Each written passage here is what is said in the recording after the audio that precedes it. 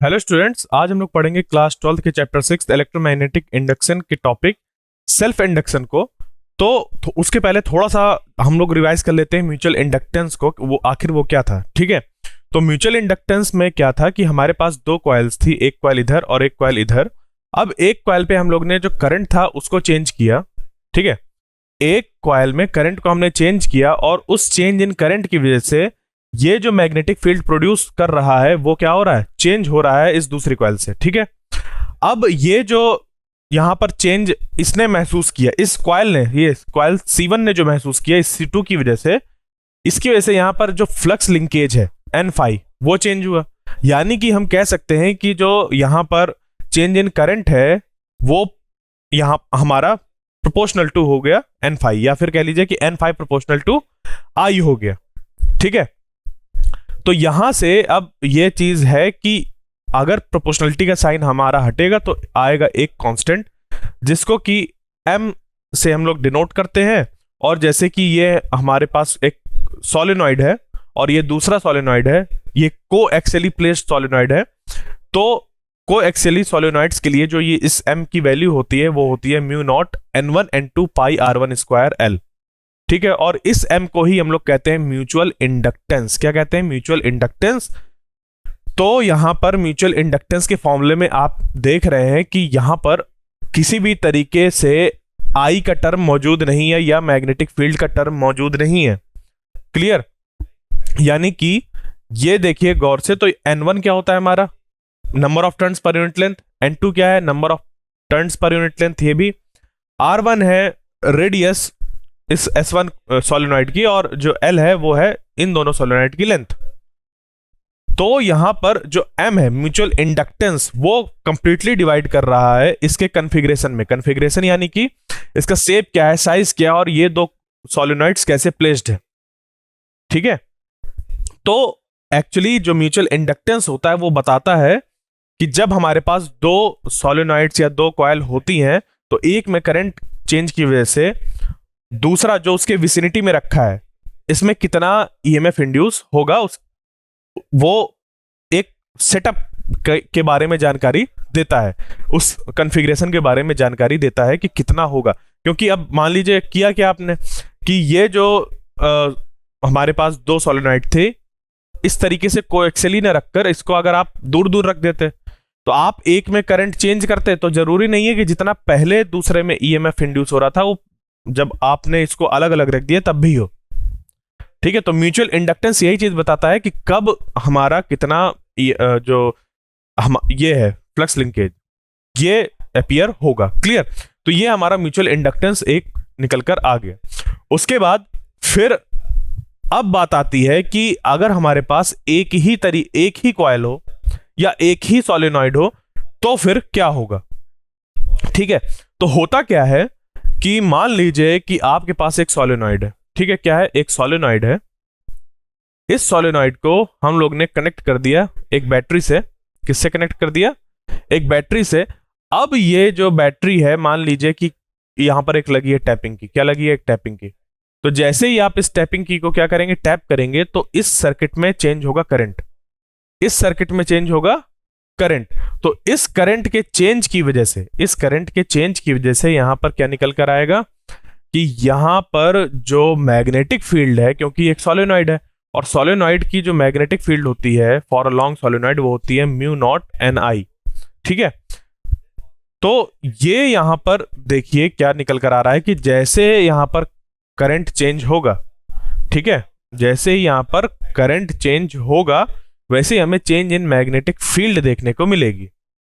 अब क्योंकि magnetic field change हो रही है इस वजह से इसके अंदर जो फ्लक्स है, अब देखिएगा गौर से, ये एक कॉइल भी तो है अपने आप में, ये अपने आप में कॉइल भी तो है। तो इसके अंदर से जो मैग्नेटिक फील्ड है इस करंट के चेंज होने की वजह से वो चेंज हो रही है। तो एक तरीके से देखा जाए कि यहां पर ये जो सोलेनॉइड है उसके अंदर से मैग्नेटिक फील्ड चेंज हो रही है, यानी कि यहां पर जो हमारा फ्लक्स है वो चेंज हो रहा है, वो चेंज हो रहा है। और वो किसकी वजह से हो रहा है? मैग्नेटिक फील्ड के चेंज होने की वजह से हो रहा है। तो जब यहां पर चेंज इन फ्लक्स होगा इस कॉइल से एसोसिएटेड, तो इसमें इंड्यूस होगा एक ईएमएफ। क्या इंड्यूस होगा? ईएमएफ इंड्यूस होगा। अब वो जो इंड्यूस्ड ईएमएफ है अकॉर्डिंग टू लेंज लॉ वो कैसा होगा? ठीक है, वो कैसा होगा? वो होगा ऐसा जो कि उस कॉज को अपोज करेगा जिसकी वजह से वो प्रोड्यूस हुआ है। ठीक है, तो यहां पर वो जो प्रोड्यूस हुआ है हमारा ईएमएफ वो किसकी वजह से हुआ है? वो प्रोड्यूस हुआ है जब यहां पर करंट आई इंक्रीज हो रहा था। जब हमने इसको टैपिंग की को ऐसे टैप किया तो आई करंट इंक्रीज हो रहा था इस डायरेक्शन में। तो यहां पर जो ईएमएफ है ये ऐसा ईएमएफ सेटअप होगा कि जो इंड्यूस्ड करंट है, ये देखिए ये तो बैटरी के थ्रू गया कंडक्शन करंट, बट हम बात कर रहे हैं इंड्यूस्ड करंट की। तो वो जो इंड्यूस्ड करंट होगा वो इंड्यूस्ड करंट इस करंट की अपोजिट डायरेक्शन में होगा। ठीक है, और ये जो पूरा फिनोमिना होता है इसको हम लोग कहते हैं सेल्फ इंडक्शन। क्या कहते हैं? सेल्फ इंडक्शन कहते हैं, जहां पर एक सोलेनॉइड या एक कॉइल खुद उसके अंदर करंट फ्लो हो रहा है, वो खुद की ही मैग्नेटिक फील्ड को जनरेट कर रहा है, चेंज कर रहा है, और खुद उस चेंज इन मैग्नेटिक फील्ड को चेंज इन फ्लक्स से एसोसिएट कर रहा है, और फिर कह रहा है कि अरे मेरे अंदर से तो ईएमएफ चेंज हो रहा है, तो अगर मेरे अंदर से ईएमएफ चेंज होगा तो मेरे अंदर से फ्लक्स चेंज होगा तो मुझे तो ईएमएफ प्रोड्यूस करना पड़ेगा। समझ गए? तो करंट बढ़ रहा है, उसकी वजह से मैग्नेटिक फील्ड चेंज हुई। अब मैग्नेटिक फील्ड चेंज की वजह से फ्लक्स चेंज हो रहा है, तो ये कहेगा कि मेरे अंदर से तो फ्लक्स चेंज हो रहा है, तो मेरी तो प्रॉपर्टी है ईएमएफ प्रोड्यूस करने की। और वो जो ईएमएफ होगा वो कैसा होगा? अपोजिट डायरेक्शन में होगा। ऐसा करंट को डेवलप करेगा कि वो जो करंट होगा वो अपोजिट डायरेक्शन में होगा इस हमारे कंडक्शन करंट के। ठीक है, बात समझ पे आई? तो वही है, तो it is possible for an EMF to be induced in a single isolated coil due to a change of flux. Change of flux की वजह से the coil caused by varying the current through the same coil. Same coil के अंदर ही हम current को very कर रहे हैं, तो उसकी वजह से जो फ्लक्स है वो चेंज हो रहा है। यहां पर लिखा ना सिंगल आइसोलेटेड कॉइल के अंदर ही, तो वहां पर हमें इंड्यूस्ड ईएमएफ देखने को मिल रहा है। ये पूरा जो हमारा फिनोमेना होता है वो कहलाता है सेल्फ इंडक्शन। ठीक है, ये हो गया सेल्फ इंडक्शन। तो यहीं पर आती है बात सेल्फ इंडक्टेंस की। किसकी बात आती है? सेल्फ इंडक्टेंस की। आखिर फिर ये सेल्फ इंडक्टेंस होता क्या है? ठीक है, तो देखिए ये सोलेनॉइड है, इस सोलेनॉइड पे नंबर ऑफ टर्न्स कितने हैं? Capital N. ठीक है, कितने हैं? Capital N. यहां पर हमारा जो फ्लक्स है मान लीजिए कि 5B है, और वो 5B फ्लक्स पास हो रहा है किससे? एक, यहां पर इसके एक राउंड से, एक टर्न से। ठीक है, तो हम लोग देखते हैं फ्लक्स लिंकेज। कभी भी ध्यान दीजिएगा, कभी भी जब हम लोग इंड्यूस्ड ईएमएफ के बारे में बात करते हैं तो सिर्फ और सिर्फ वहां पर एक कॉइल के बारे में बात नहीं करते हैं, उसमें जितने भी नंबर ऑफ टर्न्स होते हैं उससे देखते हैं कि वो चीजें पास हो रही हैं कि नहीं। ठीक है, मतलब आप ऐसे समझिए कि अगर एक रिंग है, ठीक है, एक रिंग है यहां पर, और इस रिंग से जैसे वो सर्कस दिखाते हैं ना कि यहां पर कोई इंसान इधर से एंटर किया, ठीक है, और इधर से निकल आया, दिखाते हैं। तो एक इंसान एक रिंग से निकल गया।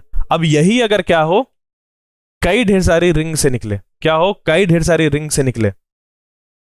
ठीक है, तो ऐसा लगेगा कि ये इंसान n टाइम्स, मान लो n रिंग्स हैं, तो ऐसा लगेगा कि ये इंसान n टाइम्स इससे पास हुआ है, n टाइम्स इससे पास हुआ है। बात समझ पे आई? मतलब कि एक रिंग से वो पहले पास हो रहा था। अगर वो यहां पर अलग से दूसरी एक कॉइल रख दी जाती, फिर एक कॉइल रख दी जाती, फिर अप टू n अलग अलग रख दी जाती, इससे पास होता, इससे पास होता, इससे पास होता, इससे पास होता, इससे पास होता, तो हम कह देते हैं कि n टाइम्स वो क्या हुआ है? इन कॉइल से पास हुआ है। बट इन कॉइल्स को हम एक साथ भी अगर रख दें, ठीक है, अगर हम एक साथ भी यहां पर n कॉइल्स को एक साथ रख दें और उससे एक बार ये पास हो जाए, तब भी हम कहेंगे कि ये n कॉइल्स से पास हुआ है एक बार में। ठीक है, तो इसी तरीके से यहां पर फ्लक्स है कि अगर इसको आप फ्लक्स मान रहे हैं 5B, तो अगर वो n कॉइल से पास हुआ है तो हम बोलेंगे कि उस सिस्टम पे पूरा n5B फ्लक्स लिंक्ड है। ठीक है, तो यहां पर फ्लक्स लिंकेज क्या हो जाएगा? n5B, जो कि प्रोपोर्शनल होगा उस करंट के जिसको कि हमने अप्लाई किया है, जिसको कि हमने अप्लाई किया है। ठीक है, तो यहां पर जब प्रोपोर्शनलिटी साइन हटती है तो आ जाता है एल। वहां पर जैसे एम आता था म्यूचुअल इंडक्टेंस के केस में, यहां पर सेल्फ इंडक्शन के केस में आ रहा है एल। ठीक है, जैसे वहां पर म्यूचुअल इंडक्शन के केस में म्यूचुअल इंडक्शन जहां पर म्यूचुअल इंडक्टेंस एम आ रहा था, उसी तरीके से यहां पर म्यूचुअल इंडक्शन के केस में जो इंडक्टेंस हमारा सेल्फ इंडक्टेंस है उसको हम लोग एल से रिप्रेजेंट करते हैं। ठीक है, जो यहां पर सेल्फ इंडक्शन का केस है वहां पर सेल्फ इंडक्टेंस वाला टर्म एल हम लोग यूज करते हैं एज अ प्रोपोर्शनलिटी कांस्टेंट। तो इसी को हम लोग कहते हैं सेल्फ इंडक्टेंस या फिर कोफिशिएंट ऑफ सेल्फ इंडक्शन। ठीक है, कभी कभी एग्जामिनेशन में ये नाम दे देता है कोफिशिएंट ऑफ सेल्फ इंडक्शन, तो उस केस में फिर समझ पे नहीं आता कि अरे ये तो हमने कहीं पढ़ा नहीं। नहीं, ये सेल्फ इंडक्टेंस एल की ही बात हो रही है, इस प्रोपोर्शनलिटी कांस्टेंट की ही बात हो रही है। तो आप ये याद रखिए। तो यहां से हमें क्या पता चला कि जैसे करंट चेंज होगा वैसे यहां पर फ्लक्स लिंकेज चेंज होगा और इसकी जो हमारी इक्वेशन बनेगी वो बन जाएगी ये। तो एल क्या है, अब यहां पर समझिए बात को। एल यहां पर कांस्टेंट है, एल यहां पर कांस्टेंट है, साफ साफ लिखा है। देखिए अगर यहां पर लिखा है कि एल कांस्टेंट है, एल कांस्टेंट ऑफ प्रोपोर्शनलिटी है, तो एल इस इक्वेशन पे ना तो आई पे डिपेंड करेगा, ना तो फाइव बी पे डिपेंड करेगा, ना तो एन पे डिपेंड करेगा। क्योंकि अगर ये डिपेंड करता तो यहां पर ये कांस्टेंट नहीं कहलाता। अगर ये यहां पर डिपेंड करता तो कांस्टेंट नहीं कहलाता। तो ये क्या होगा, ये डिपेंड करेगा किसी और चीज में। तो जैसे म्यूचुअल इंडक्टेंस हमारा mu nought N1 N2 pi R1 square L ये होता है, और इस पे हमारे जो टर्म्स हैं इन सब सारे टर्म्स पे डिपेंड करता है। उसी तरीके से जो L है, L भी इसके number of turns per unit length, इसके क्रॉस सेक्शनल एरिया, इसकी टोटल लेंथ, इन सब चीजों पर डिपेंड करता है। यानी कि सोलेनॉइड या कॉइल का शेप साइज क्या है इस बात पे डिपेंड करता है कि इंडक्टेंस की वैल्यू क्या होगी। ठीक है, कौन से इंडक्टेंस, सेल्फ इंडक्टेंस की वैल्यू क्या होगी, एल की वैल्यू क्या होगी, ये इस बात पे डिपेंड करेगा। यानी कि ये एक प्रॉपर्टी है जो कि शो कर रही है उस डिवाइस की टेंडेंसी क्या है। ठीक है, यानी कि एक सोलेनॉइड है तो इसकी एक हम लोग सेल्फ इंडक्टेंस के टर्म्स में बात करें तो इसकी एक टेंडेंसी है। क्लियर? तो ये सारी चीजें थी। अब इस पे हम लोग अगर बात करें कि ये हमारे पास इक्वेशन आ गई कि N5B is equal to Li, ये निकल कर आ गया। तो अब देखिए अगर हमारे पास ये सोलेनॉइड है और इस पे करंट चेंज हो रहा है, ठीक है, इस पे करंट चेंज हो रहा है। करंट चेंज होना जरूरी है टाइम के साथ। कांस्टेंट करंट पे कभी भी इंडक्टेंस वाला इफेक्ट शो नहीं होता। ठीक है, क्लियर? अच्छा, इसको और अच्छे तरीके से समझने के लिए आपको एक एग्जांपल देता हूं, डेली लाइफ एग्जांपल। आपने अगर घर पे कभी वाले जो रॉड होते हैं, ठीक है, मरकरी रॉड जिन्हें कहते हैं, वो वाले रॉड्स में कभी आपने ध्यान दिया हो, उसमें इतनी छोटी सी आती है, इस तरीके से एक कॉइल रहती है उसके अंदर। ठीक है, जिसको कि हम लोग स्टार्टर बोलते हैं। क्या बोलते हैं? स्टार्टर। ठीक है, कभी देखा इस तरीके का होता है, कुछ शेप इस तरीके का होता है, और इसको फिर हम लगा देते हैं जो रॉड होती है। रॉड में अंदर पीछे तरफ एक रहता है और उस पे यहां पर छोटी सी जगह होती है सिलेंड्रिकल चीज फिट करने के लिए। तो इस स्टार्टर को जाकर यहां पर लगा देते हैं। ठीक है, ध्यान दीजिएगा मैं क्या कह रहा हूं। इसको यहां पर जाकर लगा देते हैं और उसको लगाने के बाद फिर जब एक बार जो हमारा ये रॉड होता है वो ग्लो करना चालू कर देता है जब, ठीक है, ये जो फ्लोरेसेंस लाइट हमारी एक बार ग्लो करना चालू कर देती है, तो फिर अगर इसको आप निकाल भी लीजिए तब भी ये बल्ब ग्लो करता रहता है। कभी ऐसा किया है? एक चीज मैं बता दूं कि इसके अंदर जो मौजूद होता है वो एक कॉइल मौजूद होती है। क्या मौजूद होती है? एक कॉइल मौजूद होती है। ऐसे ही सोलेनॉइड की तरह एक कॉइल मौजूद होती है, बस इससे ज्यादा इस पे कुछ नहीं होता। तो काम क्या करता है ये देखिए, समझिए बात को। जब हम बल्ब या इस फ्लोरेसेंस लाइट को जब हम लोग ऑन कर रहे हैं तो ऑन करते वक्त जो करंट होता है वो चेंज होता है। जब ऑन करते हैं तो करंट चेंज होता है इसके पूरे सर्किट से। उस केस में ये अपना रोल प्ले करता है, क्योंकि इसके अंदर एक इंडक्टर मौजूद है। इसको हम लोग सोलेनॉइड को इंडक्टर भी कह सकते हैं, क्योंकि इसके अंदर जो प्रॉपर्टी है वो कैसी है, इंडक्टेंस की है। तो इस डिवाइस को हम लोग इंडक्टर कहेंगे, यानी कि इसके अंदर जो कॉइल मौजूद होती है वो एज अ इंडक्टर बिहेव करती है, और वो इंडक्टर तभी वर्क करता है जब करंट चेंज हो रहा हो विद रिस्पेक्ट टू टाइम। ठीक है, तो जब हम इसको ऑन करते हैं तब इसमें जो करंट होता है वो चेंज होता है, और ये एक तरीके से पुश देने का काम करता है। ये क्या करता है, ये पुश देने का काम करता है, जिसकी वजह से यहां पर CFL ग्लो हो जाता है। और फिर जब एक बार एक स्टेडी स्टेट में करंट पहुंच जाता है, उसके बाद फिर ये इसको अगर हम हटा भी दें तब भी ये बल्ब ग्लो करता रहता है, क्योंकि इसके बाद इसका होना या ना होना कोई मैटर ही नहीं करता, क्योंकि अब एक बार ग्लो हो गया, करंट स्टेडी स्टेट में पहुंच गया, हर चीज क्या हो गई, हमारी स्टेबलाइज हो गई। ठीक है, तो सेम चीज यहां पर मैंने इतनी लंबी स्टोरी क्यों बताई, ताकि आपको याद रहे कि जो हमारा इंडक्टर है उसमें सेल्फ इंडक्शन वाली या म्यूचुअल इंडक्शन वाली जो सारी हमारी चीजें हैं वो तभी होती हैं जब फ्लक्स चेंज हो रहा, और फ्लक्स चेंज तभी हमें मिलेगा। जैसे कि अगर सेल्फ इंडक्शन की बात करें तो करंट चेंज जब होगा, करंट क्या होगा, चेंज होगा। एक आई करंट होना जरूरी नहीं है, करंट का चेंज होना जरूरी है टाइम के साथ। क्लियर? तो ईएमएफ इंड्यूस की अगर हम बात करें तो वो होता है हमारा -N d∅b/dt, यही था। इसको n अगर अंदर चला जाए तो इसको लिखा जा सकता है N∅b, ठीक है, जिसको कि हम लोग फ्लक्स लिंकेज हो गया। तो देखिए N∅b हमें पता है वो क्या होता है, Li होता है। क्या होता है, Li। तो जब इसको यहां पर पुट करेंगे तो ये हो जाएगा, जहां से L बाहर आ जाएगा और da बन जाएगा di/dt। ये निकल कर आ गया हमारा इंड्यूस्ड ईएमएफ। ठीक है, तो देखिए इस इक्वेशन को अगर हम लोग देखें तो ये है किस चीज का, इंड्यूस्ड ईएमएफ का। किसका है, इंड्यूस्ड ईएमएफ का। अब यहां पर देखिए इस इक्वेशन को पूरा समझते हैं कि इसका मीनिंग आखिर क्या है। तो ये हमारा इंड्यूस्ड ईएमएफ है। इस इंड्यूस्ड ईएमएफ की डिपेंडेंसी अगर देखें तो किस चीज पे डिपेंड कर रहा है, तो सिंपल सी बात है कि इंड्यूस्ड ईएमएफ जो है वो प्रोपोर्शनल है किसके, चेंज इन करंट के। किसके प्रोपोर्शनल है, चेंज इन करंट के।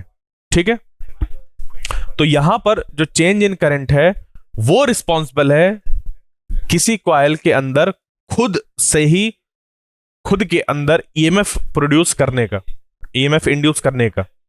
ठीक है, अगर करंट चेंज नहीं होगा तो ईएमएफ भी इंड्यूस नहीं होगा, और जब प्रोपोर्शनलिटी साइन हटती है तो यहां पर आ जाता है L।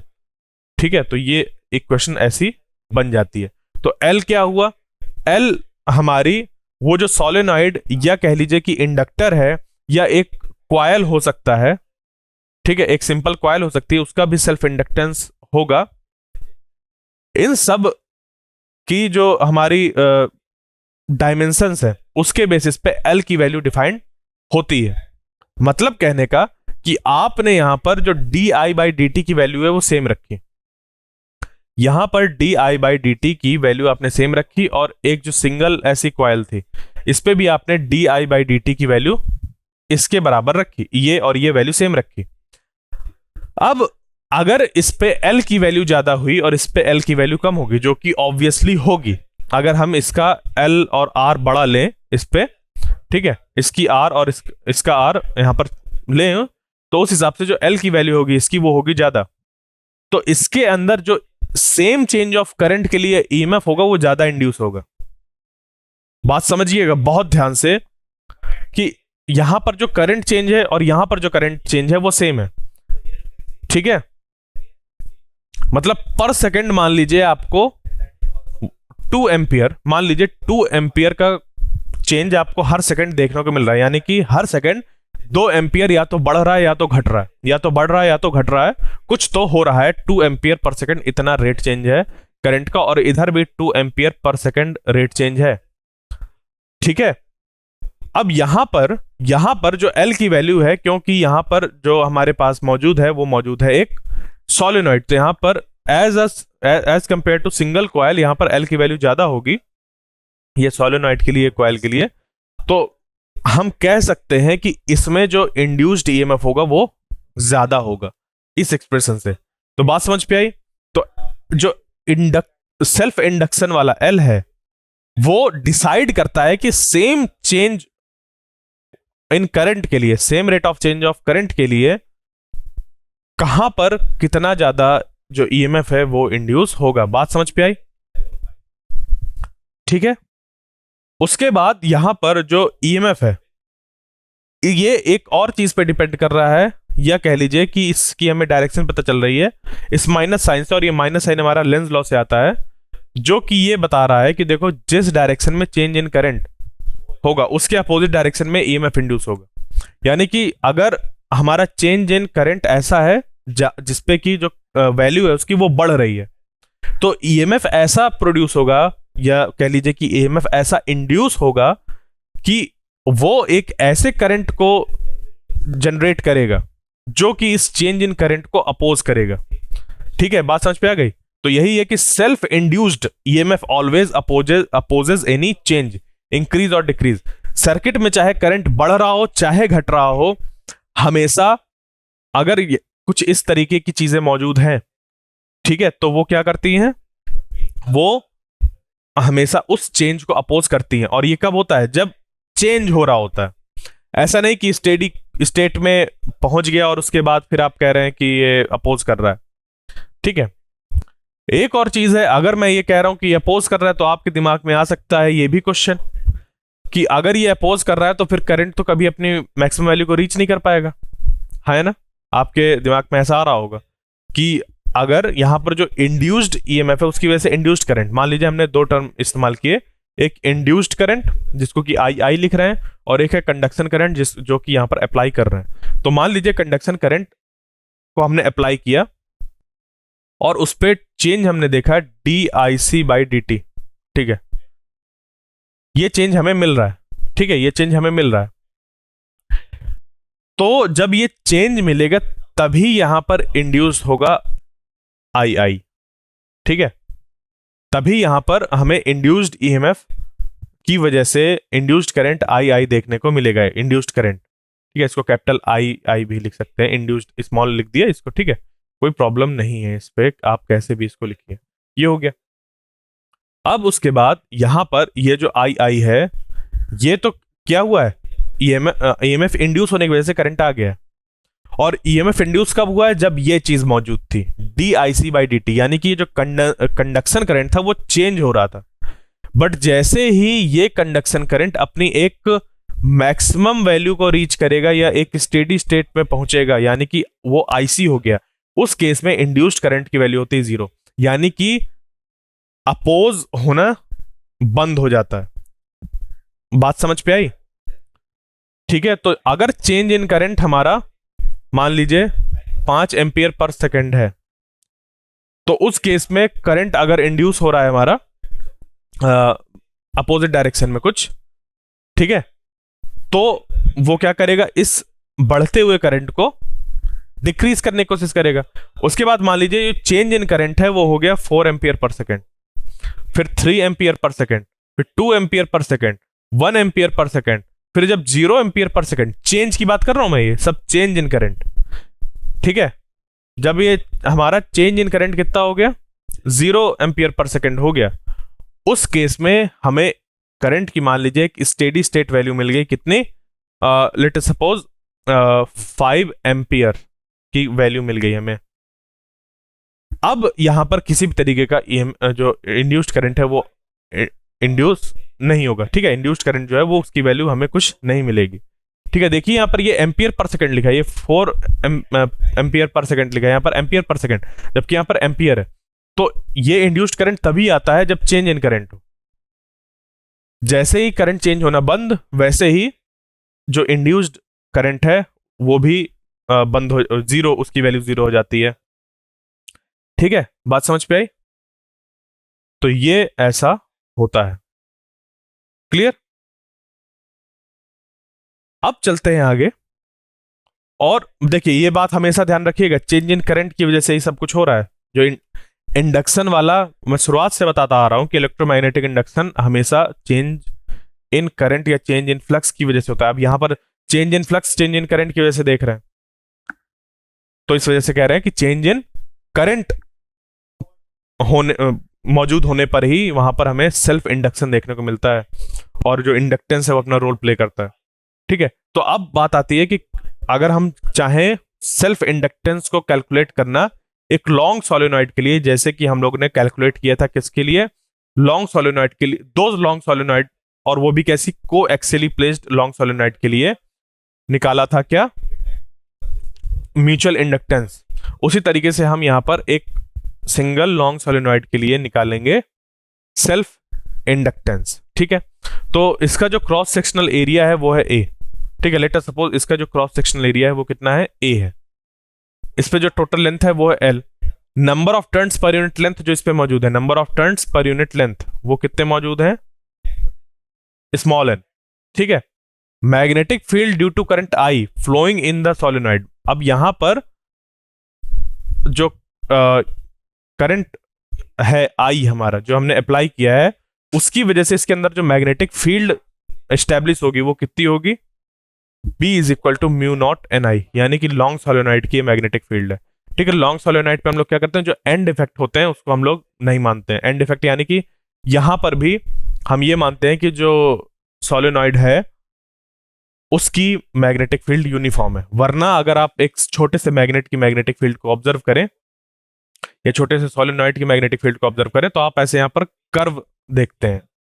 ठीक है, अगर इधर नॉर्थ पोल है इधर साउथ पोल बन रहा है तो ऐसा आपको कर्व देखने को मिलता है मैग्नेटिक फील्ड लाइंस पे। जबकि जब हम लॉन्ग सोलेनॉइड के बारे में बात करते हैं, किसके, लॉन्ग सोलेनॉइड के बारे में बात करते हैं, तो यहां पर ये मानते हैं कि इसके अंदर जो मैग्नेटिक फील्ड लाइंस है वो एकदम यूनिफॉर्म है। ठीक है, तो उसी का यहां पर फॉर्मूला निकल कर आता है B is equal to mu not N I. तो ये लॉन्ग सोलेनॉइड के लिए, इसको मैं तब भी कई बार बता चुका हूं जब हमने इसको अपने पिछले मूविंग चार्जेस एंड मैग्नेटिज्म में इसको डिराइव किया था। ठीक है, चैप्टर 4 में। तो यहां से B इज इक्वल टू हो गया म्यू नॉट एन आई, वही लिखा हुआ है कि नेग्लेक्ट कर दीजिए एज इफेक्ट्स को, जैसे कि हम लोग ने पहले किया था। तो B is equal to mu not N I ये निकल कर आ गया किसके अंदर, इसके अंदर की मैग्नेटिक फील्ड। ठीक है, अब हमें निकालना क्या है, हमें निकालना है सेल्फ इंडक्टेंस। तो सबसे पहला जो हमारे पास फॉर्मूला है वो है यही कि N phi is equal to L I. ठीक है, बस इसी इक्वेशन से ही आप चालू करिए चीजों को कैलकुलेट करना और आपका काम हो जाएगा। जैसे कि आपने म्यूचुअल इंडक्टेंस पे किया था कि अगर आपको M12 निकालना है तो M12 निकालने के लिए इधर 2 है तो इधर I2 लिख देंगे, इधर 1 है तो N1 फाई 1 आ जाएगा। इसी तरीके से हमें सेल्फ इंडक्टेंस निकालना है तो L लिखिए, L के बगल में I और इस तरफ N फाई आ जाएगा। ठीक है, यहां से अब जो फाई है उसकी वैल्यू रख देंगे, जो I है वो वैल्यू तो मौजूद ही है, N वगैरह इन सबको पुट करते हुए हम निकाल लेंगे। ये जो L है वो इस L से डिफरेंट है, ये L इंडक्टेंस वाला है और ये सेल्फ इंडक्टेंस वाला है, और ये जो स्मॉल L है ये इसकी लेंथ बता रहा है सोलेनॉइड की। ठीक है, तो देखिए total flux linked with the solenoid क्या हो जाएगा, N phi B is equal to N B A cos theta. यहां पर कॉस थीटा की वैल्यू हम लोग 1 मान लेंगे, किसके बराबर मान लेंगे, 1 मान लेंगे, तो हो जाएगा एन बी यानी कि म्यू नॉट एन आई। एक सोलेनॉइड के अंदर जो मैग्नेटिक फील्ड होती है उसकी मैग्नेटिक फील्ड की वैल्यू होती है म्यू नॉट एन आई। ठीक है, तो B is equal to mu not N I, ये हो गया, ये capital N mu not N I, ये हमने मैग्नेटिक फील्ड पुट कर दे। और जो एरिया है वो इस सोलेनॉइड का हमने जो रेडियस माना था R, तो ये हो जाएगा पाई आर स्क्वायर। कितना हो जाएगा, पाई आर स्क्वायर हो जाएगा। ठीक है, क्लियर। ये जो कैपिटल N है इसको अगर हम लिखना चाहें तो लिख सकते हैं इस फॉर्मूले से कि कैपिटल N बाई L से बन जाएगा हमारा capital N is equal to N L.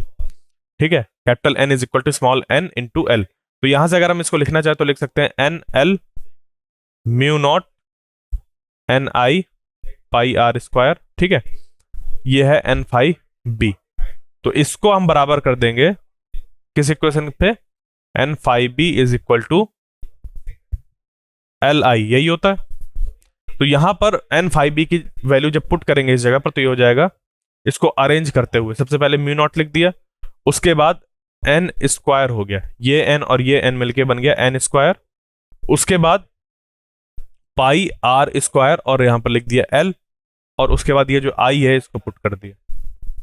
ठीक है, इसको बराबर कर देंगे एल आई के, तो यहां से हमारा आई आई कैंसिल आउट हो जाएगा और एल बराबर निकल कर आ जाएगा mu not N square pi R square L. ठीक है, तो देखिए ये एक्सप्रेशन भी बिल्कुल वैसा ही है जैसा हमारे पास म्यूचुअल इंडक्टेंस का एक्सप्रेशन निकल कर आ रहा था, m is equal to mu nought n1 n2 pi r1 square L. यहां पर n1 और n2, क्योंकि म्यूचुअल इंडक्टेंस के केस में दो कॉइल्स मौजूद थी और यहां पर सिर्फ एक ही कॉइल मौजूद है। ठीक है, तो इसकी वजह से हम लोग क्या देख पा रहे हैं कि n और n1 और n2 की जगह पर n ही आ जाएगा, यानी कि वो बन गया n स्क्वायर, फिर पाई, और यहां पर एक ही रेडियस मौजूद है और वो r है, तो पाई r स्क्वायर हो गया, और इनटू एल, एल यानी कि उसकी लेंथ। तो ये निकल कर आ गया एक्सप्रेशन सेल्फ इंडक्टेंस का, और ये डिपेंड कर रहा है number of turns per unit length के स्क्वायर पर, रेडियस के स्क्वायर पर, और उसकी लेंथ पर। बात समझ पे आई? तो ये बता रहा है कॉन्फ़िगरेशन, ये बता रहा है कॉन्फ़िगरेशन की वो जो सोलेनॉइड है हमारी कैसे बनी है, और जो हमारा ईएमएफ है, अगर उसके इंड्यूस्ड ईएमएफ की बात करें तो ये निकल के आता है हमारा minus L D I by D T, यही निकल कर आता है। ठीक है, तो सोलेनॉइड के लिए अगर हम लोग नंबर ऑफ टर्न्स बढ़ा दें, रेडियस बढ़ा दें, तो सेम चेंज इन करंट के लिए, इसको अगर हम सेम जो करंट चेंज है वो एक वैल्यू मान लीजिए फिक्स कर लिया हमने ना कि चेंज इन करंट जो है 5 एम्पियर पर सेकंड है, तो इसके लिए जैसे जैसे इनकी वैल्यू चेंज होती जाएगी वैसे वैसे इंड्यूस्ड ईएमएफ की वैल्यू चेंज हो जाती है। यानी कि अगर हमने एक और नंबर ऑफ टर्न बढ़ा दिया, इस पे अगर हम लोग ने नंबर ऑफ टर्न एक और बढ़ा दिया, मान लीजिए कि नंबर ऑफ टर्न्स पहले थे कितने, 2 नंबर ऑफ टर्न्स थे। ठीक है, तो जब 2 नंबर ऑफ टर्न्स थे तो एन की वैल्यू थी number of turns per unit length, मान लीजिए कि जो यहां पर वैल्यू थी वो थी 2, number of turns per unit length की वैल्यू कितनी थी 2। ठीक है, ये एल इक्वल टू 1 मीटर माना हमने, तो जो इसकी वैल्यू थी वो थी 2। अब मान लीजिए कि इसी एल लेंथ पे कितने नंबर ऑफ टर्न्स हो गए, 3 हो गए। ठीक है, कितने हो गए, 3 हो गए। तो जब n 2 से n 3 हो जाएगा तो देखिए n स्क्वायर की वैल्यू कितनी होगी, 4, और n यहां पर जब 3 हो गया तो 3 स्क्वायर की वैल्यू कितनी हो जाएगी, 9। ठीक है, यहां पर ये 2 स्क्वायर था और ये 4 था, और 3 स्क्वायर की वैल्यू 9, यानी देख रहे हैं आप यहां पर ये जो वैल्यू है चेंज इन करंट वो हमने उतनी ही रखी, बट एल की वैल्यू चेंज हो रही है, जैसे कि इसके कॉन्फ़िगरेशन चेंज हो रहा है और इसके अंदर से पास होने वाले जो करंट का चेंज है वो सेम है, बट नंबर ऑफ टर्न्स बढ़ गए या रेडियस बढ़ गया, उस केस में एल की वैल्यू बढ़ जाएगी और जो इंड्यूस्ड ईएमएफ है वो बढ़ जाएगा। तो वो जो सेल्फ इंडक्टेंस है वो कैसा अपना रोल प्ले करता है, आई होप आपको ये चीजें समझ पे आ गई होंगी। तो ये एक्सप्रेशन हमारा निकलकर आ जाता है ए, यानी कि इसका एरिया है पाई आर स्क्वायर। ठीक है, तो ये हमारा एक्सप्रेशन निकलकर आ गया सेल्फ इंडक्टेंस के लिए। ठीक है, तो यहां तक अगर आपको बातें समझ पे आ गई हैं तो इसके नेक्स्ट लेक्चर में आगे बहुत आसान हो जाएगा चीजों को समझना, और जो अभी तक हम लोग पढ़ कर आए हैं म्यूचुअल इंडक्टेंस के केस में, वहां पर एक चीज की कमी थी और वो कमी क्या थी उसके बारे में हम लोग डिस्कशन करेंगे। कमी जब आप उसको देखेंगे तो लगेगा कि हाँ ये भी मौजूद होना चाहिए था, अभी हमने क्यों नहीं पढ़ा था जब म्यूचुअल इंडक्टेंस के बारे में पढ़ रहे थे, तो इस वजह से नहीं पढ़ा था क्योंकि हमें सेल्फ इंडक्टेंस सीखना था, और जब सेल्फ इंडक्टेंस निकालना आ गया हमें तब जाकर हम उस म्यूचुअल इंडक्टेंस वाले केस में उसको भी इंक्लूड कर देंगे। तो आई होप आपको जो आज के सेशन से समझ पे आया होगा। नेक्स्ट लेक्चर तक के लिए थैंक यू।